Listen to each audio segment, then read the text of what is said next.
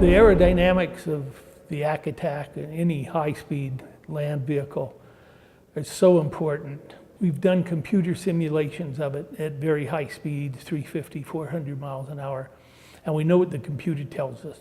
But to get real accurate data, a wind tunnel is the best way to go.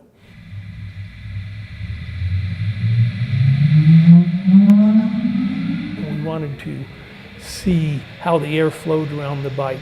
And it's very interesting. You can actually see the air as it flows over the bike and where it's turbulent.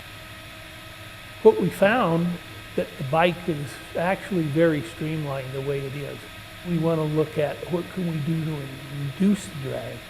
So for every percent we reduce the drag at 400 miles an hour, it'll give us another 4 miles an hour of speed. So if we reduce it 10%, theoretically, we can go 40 miles an hour faster with the same power and the same down forces, especially at the altitude that we're going to be running in Uyuni, Bolivia.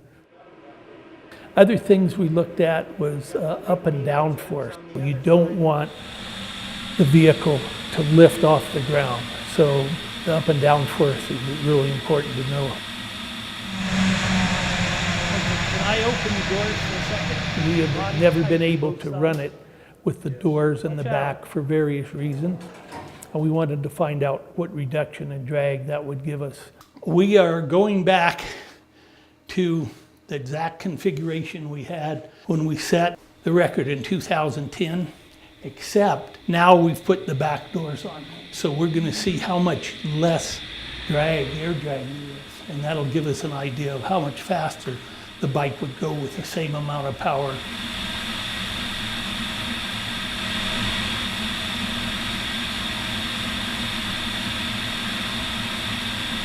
Wow, look at the drag numbers you've dropped. That's amazing. You've dropped 40 pounds of drag.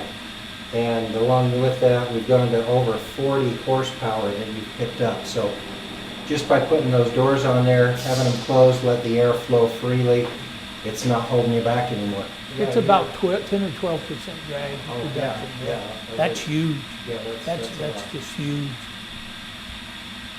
I think the most important thing we learned here was the reduction in drag that the doors make.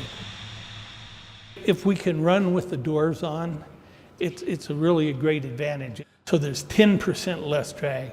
And for example, if you went 400 miles an hour at Bonneville, and then we go clear up to 12,000 feet, with the same amount of drag on the vehicle, we're going to go 8% faster, 32 miles an hour faster. With the doors on it, that's another 9%.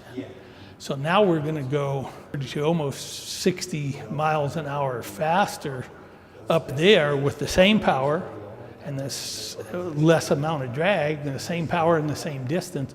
We should be able to go much, much faster.